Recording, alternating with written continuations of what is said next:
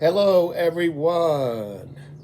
Welcome to my Royal Rumble review. This is the first time I'm ever doing one of these. And just a brief bit of knowledge about me.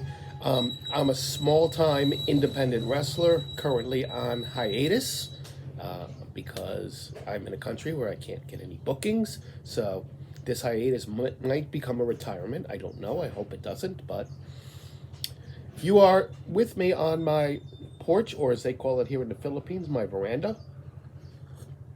It's my morning cup of coffee, and I am here to provide you with my Royal Rumble review. Now, I've written a lot of notes, as you can see, and I don't have a lot of it memorized, so I am going to be looking down quite a bit. Now, not only was I a wrestler, but I've been a wrestling fan since I was 10 years old. And my favorite event has always been the Royal Rumble. Thank you, Pat Patterson, for creating it. You're a genius. My favorite Royal Rumble of all time is one that many people consider their favorite, the 92 Rumble with Ric Flair. Okay, having said all that, let's get the review underway. Okay, so the show starts off with the men's battle royal, and that struck me as odd. And there's two reasons why you could do that before the women's Royal Rumble. And that would be you want to hook the audience right away, start off the show with a bang, or more likely that you don't have as much confidence in this match as you do the women's. Okay, so it really struck me as odd to have the match that the event is named after first. They were talking about Sheamus and Drew McIntyre. These are a lot of just strange observations that I noticed. And they would not say the name of their new tag team, and they mentioned that there was a legal reason why. I think the name, I'm not even sure, is the Banger Brothers, but I think maybe they were making a reference towards the porn site Bang Brothers or Bang Bros, and they kind of skirted around it for quite some time. And in general, in the men's match, I didn't find any real surprises, and that's why I love the Royal Rumble, is to be surprised. One of the biggest surprises in the match was actually Pat McAfee coming out to announce, so he wasn't even a match participant.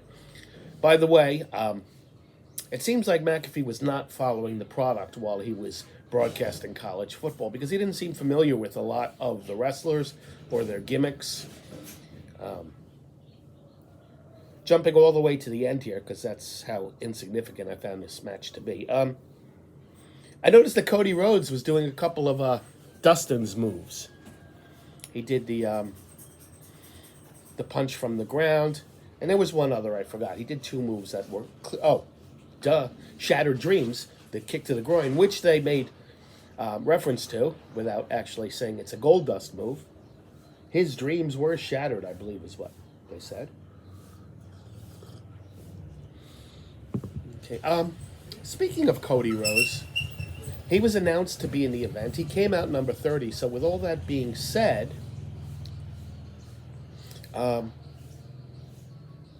you pretty much knew he was gonna win.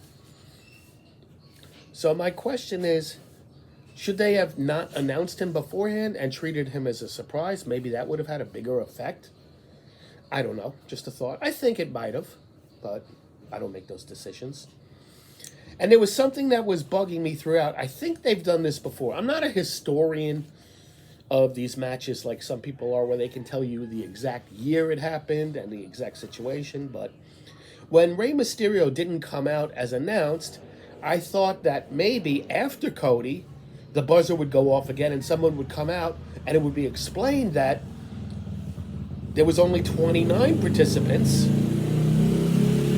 since Mysterio didn't come out, and I was hoping that they would announce a number 30, and it would be a really, really big surprise. And I'm talking like one of the big three, Stone Cold, The Rock, or Cena, but that never happened. So let's move on to the Bray... Oh, before we do that, it was interesting on the pre-show, which I almost never I never watched that, but here in the Philippines, let's just say I don't watch the pay-per-views from Peacock or WWE Network. I watch it from other services. Let's just leave it at that. And you have to watch it in segments. So while it was live, there was 17 segments, but when the live broadcast is over and they condense it together, those 17 sections become 4. So I watched the kickoff before they had a chance to condense everything, and Booker T's insistence that he hadn't been invited to the Royal Rumble was like a calling card to me. It was saying, "Hey, I'm going to be in it." The more you deny something, the more likely it is to happen when it comes to wrestling. Just about every rumor that I hear in wrestling eventually becomes a storyline. I don't know if they leak it or they're inspired by these rumors, but usually when you hear that something is going to happen, it usually does. Or in this case, when they deny it outright, that's kind of a swerve. Okay, so let's move on to the Bray Wyatt LA Knight match. It was just weird. What was all that yellow stuff? At first I thought it was popcorn, but now I'm thinking maybe it's confetti. And it's interesting in this lights out match.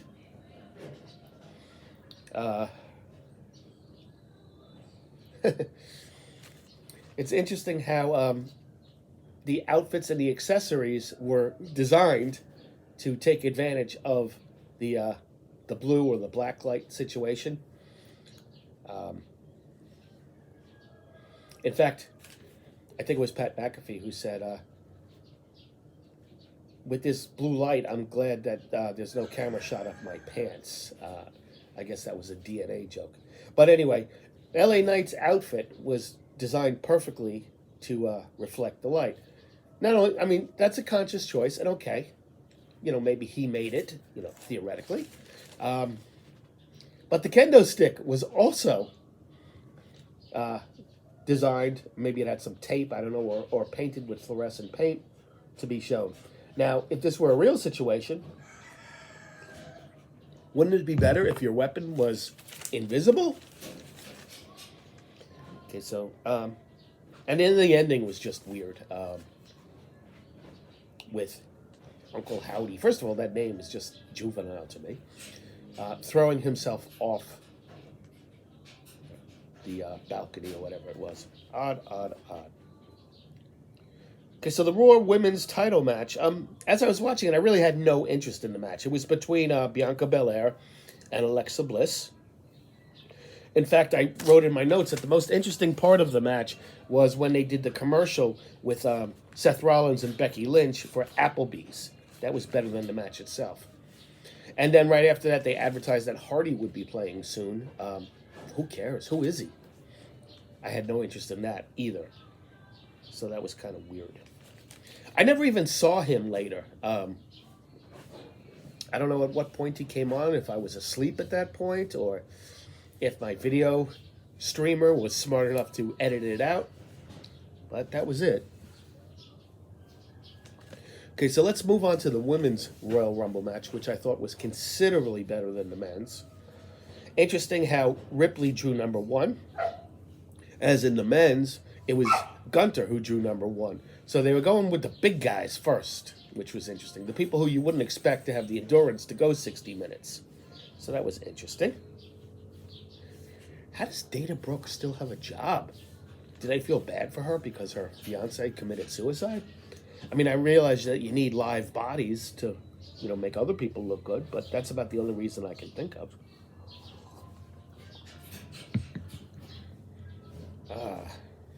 And then here comes Doudrop, but she's now known as Piper Niven.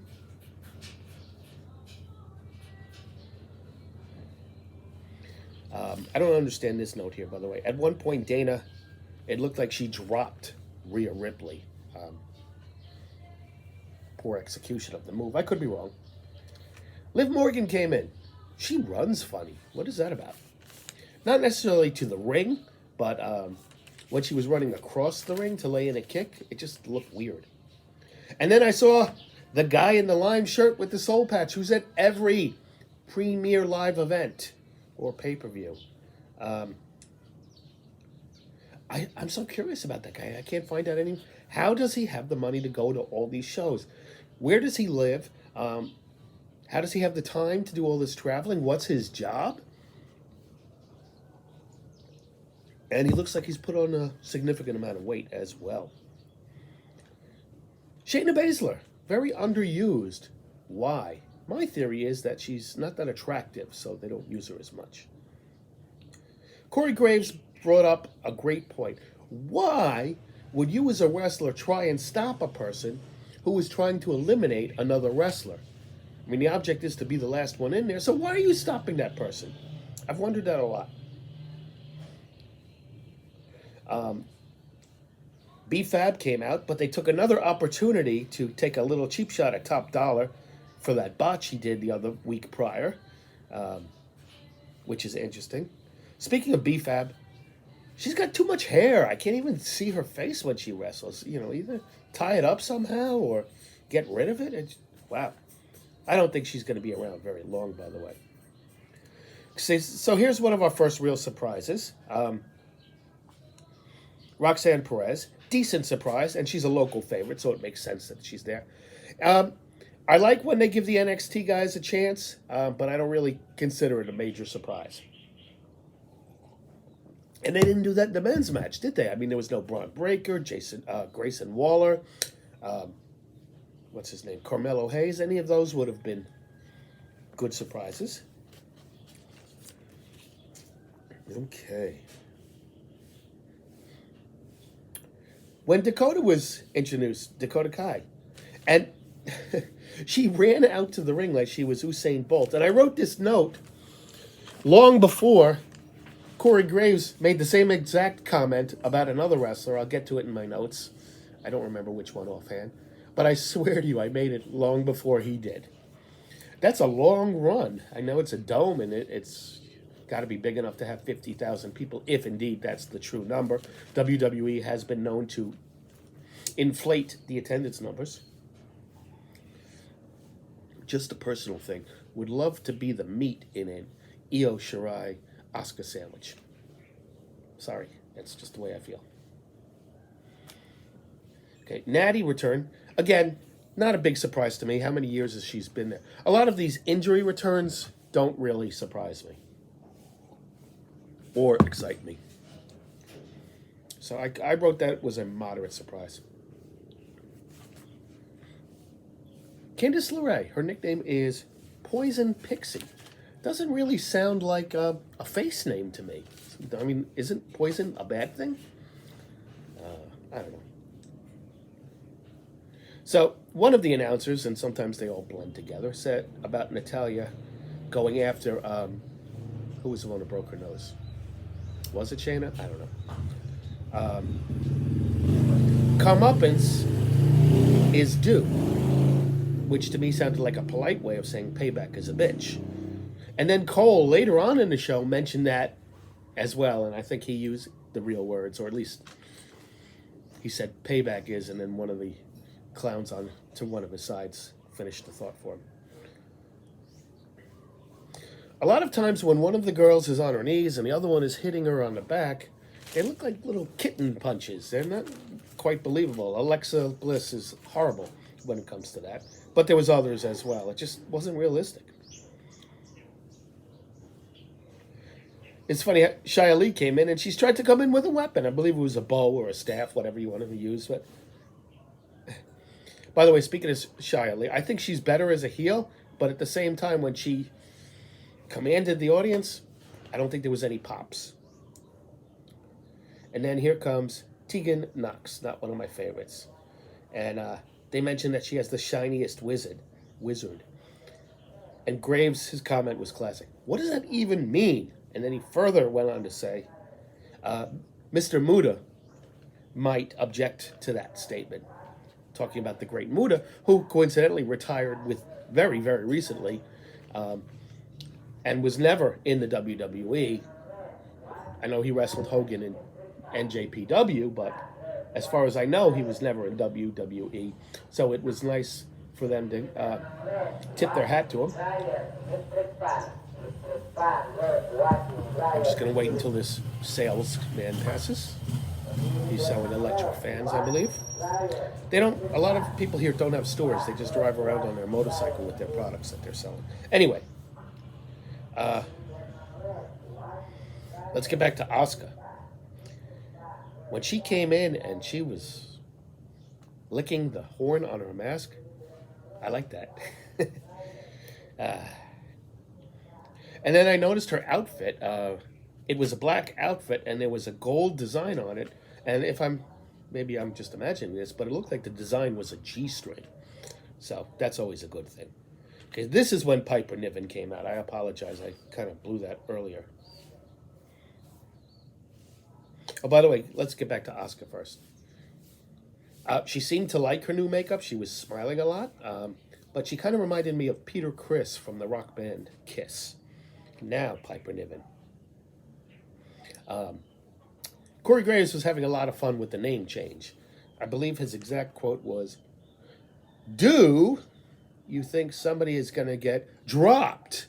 Referring to the name Doudrop. And he did that for quite some time throughout the match without actually putting the two words together.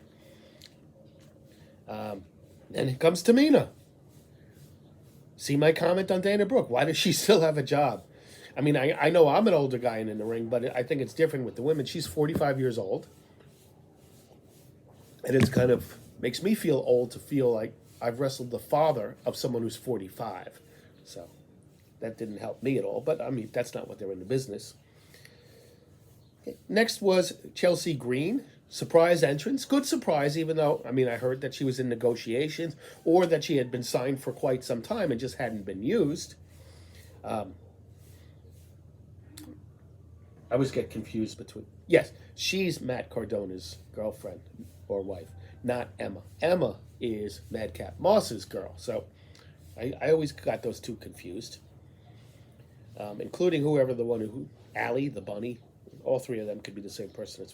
So it was a nice surprise, but then to get eliminated less than 5 seconds later was kind of weird. Speaking of Piper Niven, she's got the same body as Otis. That's kind of weird.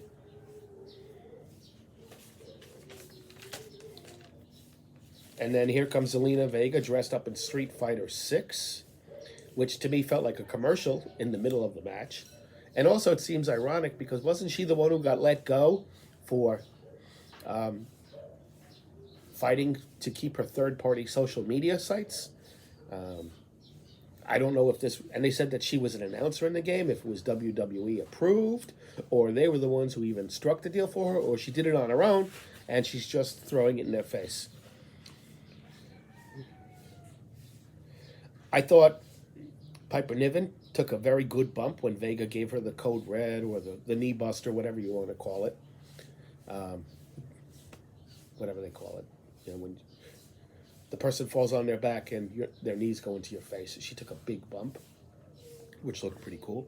And Mia Yim, 1 week she's Mia Yim, the next week she's Michin, then she's Mia Yim again. Which one is it?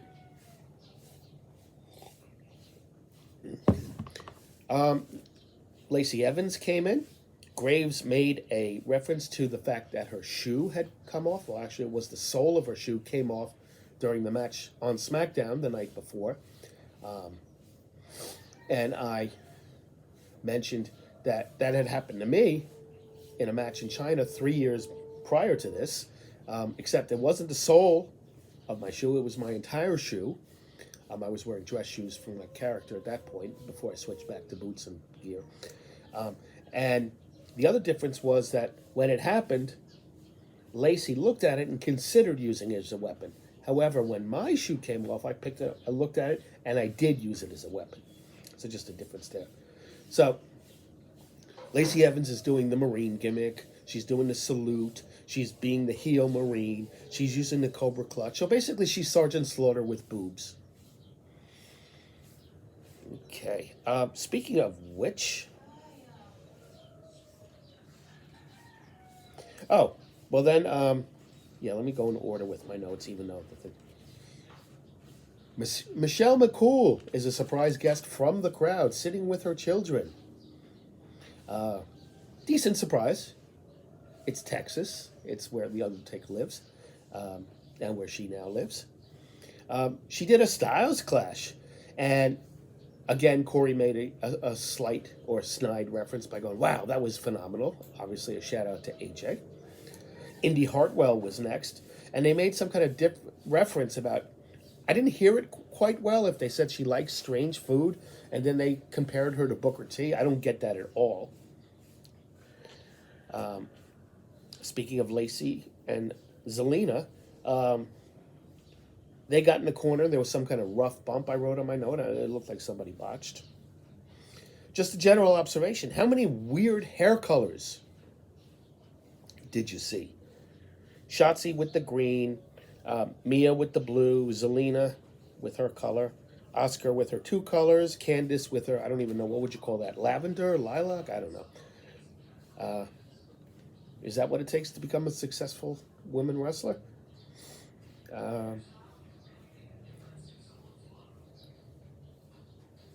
Graves stole my joke with Nikki.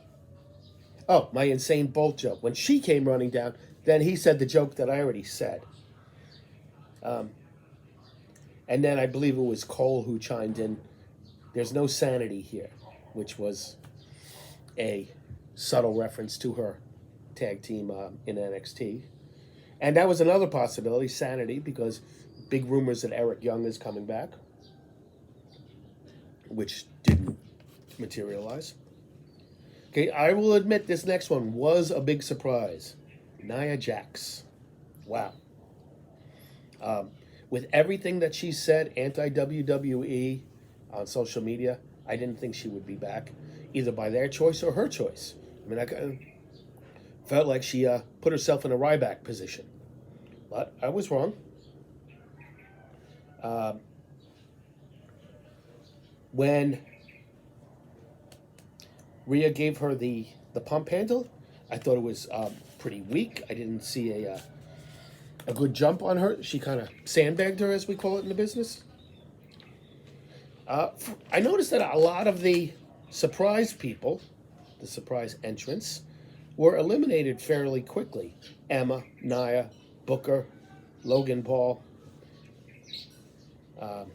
Pretty much Michelle McCool was the only one who really lasted a significant amount of time, in my opinion. I thought the move that did eliminate McCool, which was kind of like a cross between a German suplex or a backdrop, was a dangerous move. Basically, Rhea had her back against the ropes. She gripped McCool from behind and threw her over the top rope. And that looked a little risky to me, but apparently no.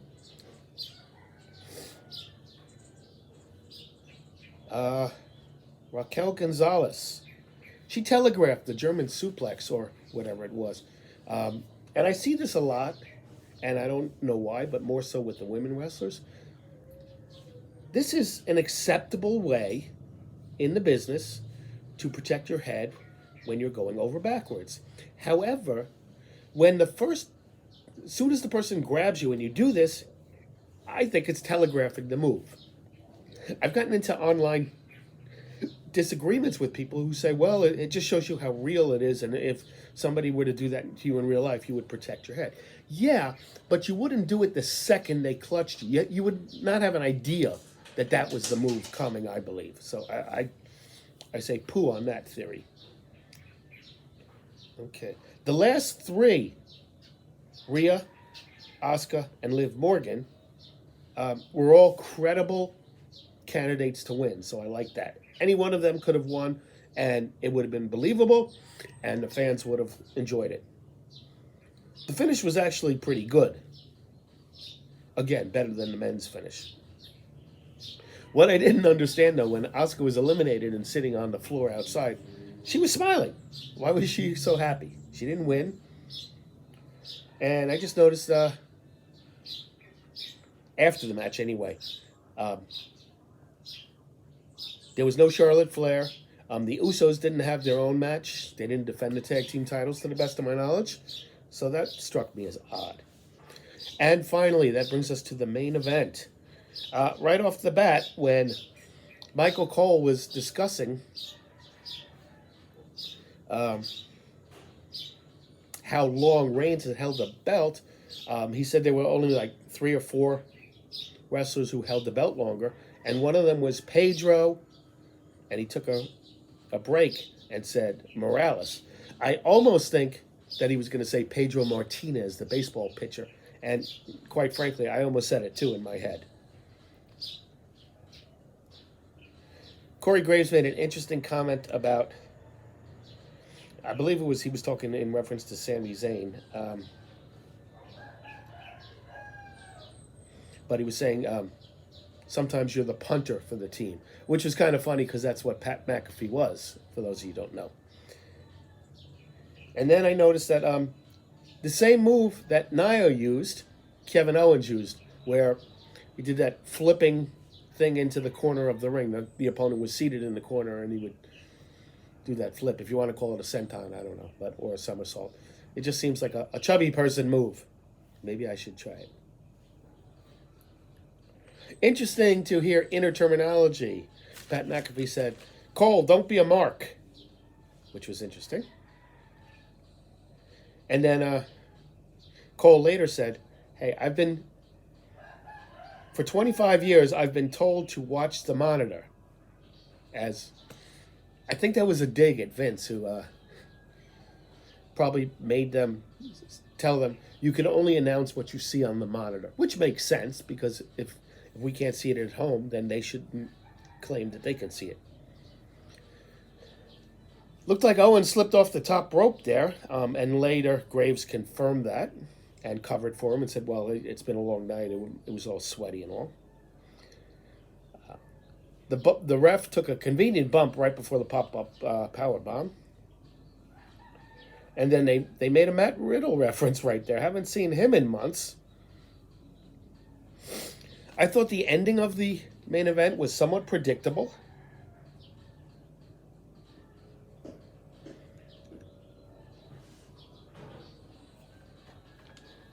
I'm just trying to make sense of my notes. I didn't predict the Jey Uso part. I'm not gonna, but you could see it coming once you saw his reactions. Speaking of Sammy, who's more pale, Sammy or Sheamus? So it was a good ending. I mean, I would have expected that someone else would come out and make the save, since Owens was locked and Sammy was being beaten to a pulp. And I thought that would have been a good time for The Rock to come in. But apparently the Bloodline just got tired and left. Okay, so who was the best surprise? Like I said before, Pat McAfee was probably the best surprise in the men's match. The NXT surprises were pleasant, but definitely not exciting, and I don't think they focused on the right people. I think one of the most exciting ones was one that didn't happen, especially with the Bloodline involved. How about Naomi? Maybe they could have settled with her, or even Sasha. I don't know if she's truly signed with AEW as of yet. But there was room for better surprises than what they had. Even some celebrities.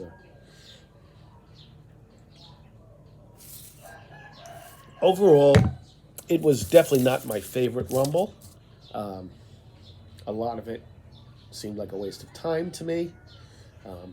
That being said, I'll always watch a pay-per-view when I get the chance.